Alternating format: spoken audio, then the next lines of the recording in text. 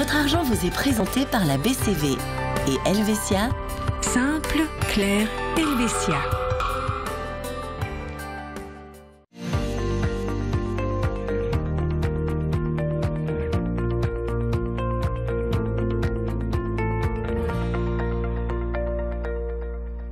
Bonjour à tous et bienvenue dans Votre Argent. On évoque aujourd'hui une tendance lourde dans l'économie, l'économie de partage et ces figures de proue que vous connaissez forcément qui s'appellent Uber ou encore Airbnb pour ne citer que. Alors à quoi faut-il faire attention et quels sont les pièges à éviter? On en parle avec notre expert Stéphane Leopizzi. Bonjour Stéphane. Bonjour. Alors, parlons d'abord circulation. À quoi faut-il veiller lorsqu'on utilise une voiture qui est louée sur une plateforme d'échange, de partage? Alors tout d'abord, il est important de se renseigner sur la couverture que le véhicule a, de savoir si ce dernier est couvert en casque complet ou seulement casque partiel. La différence étant qu'en casque partiel, le véhicule ne sera pas couvert pour les collisions, pour les dommages propres. Et puis, à combien s'élève la franchise aussi de cette casque complète? En outre, il est important, il serait bien de savoir aussi quelles sont les couvertures en cas d'assistance, en cas de panne. Et puis de savoir aussi si les passagers transportés sont assurés. Et du coup, qu'est-ce qui se passe si, dans le cadre d'une couverture d'assurance, si on partage une voiture et que les choses tournent mal?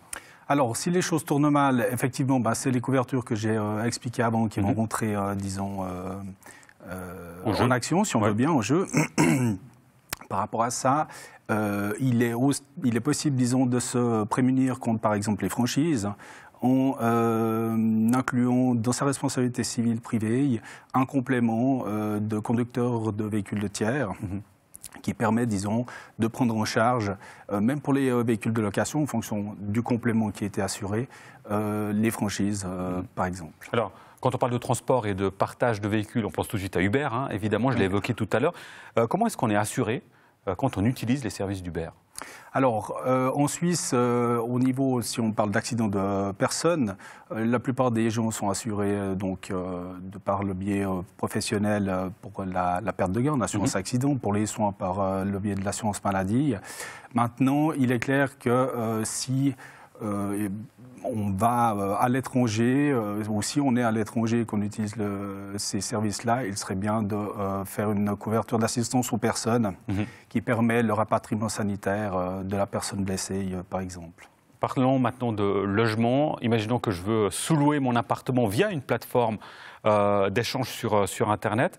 Qu'est-ce qu'il en est de la couverture d'assurance en cas de dommage? Alors, en cas de dommage, ce qu'il faut savoir, c'est que, par exemple, vous mentionniez Airbnb juste avant. Airbnb a une couverture qui s'appelle la garantie d'hôte qui permet de couvrir jusqu'à 900 000 francs les dégâts qui seraient faits à l'appartement loué. Maintenant, il faut faire attention aux exclusions parce que tout n'est pas couvert par cette assurance. Maintenant, en deuxième lieu, il y a aussi possibilité de retenir, disons, la caution qui est versée.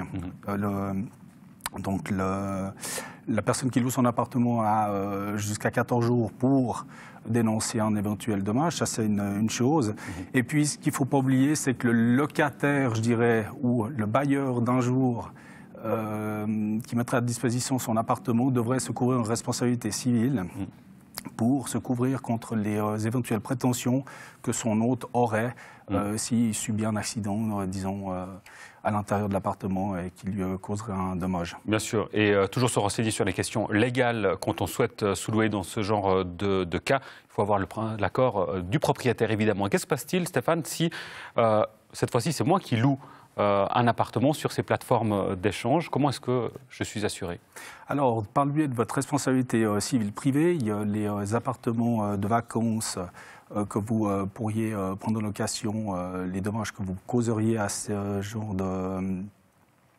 d'objets seraient couverts par le biais de votre assurance responsabilité civile privée. Également à l'étranger? Également à l'étranger.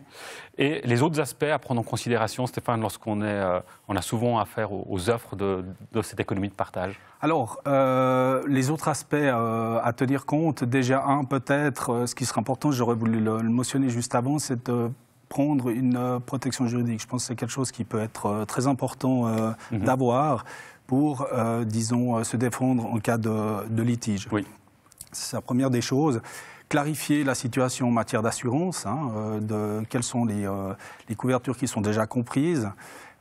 Par rapport à ça, justement, faire aussi attention de ne pas souscrire à des assurances complémentaires qui vous sont proposées. J'ai vu en préparant cette interview, justement, que certaines plateformes proposaient des assurances alors qu'elles étaient déjà comprises, sûrement, dans l'objet qu'on louait. Et ça, c'est une remarque générale d'ailleurs dans les assurances. Toujours bien se renseigner sur notre propre couverture.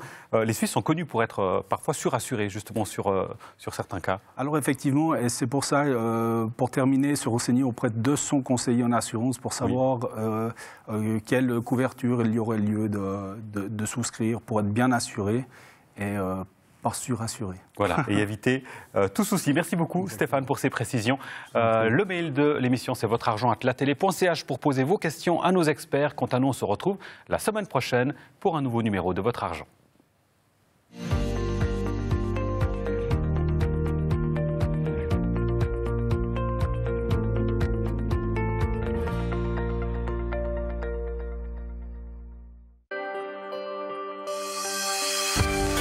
Votre argent vous a été présenté par la BCV et Helvetia. Simple, clair, Helvetia.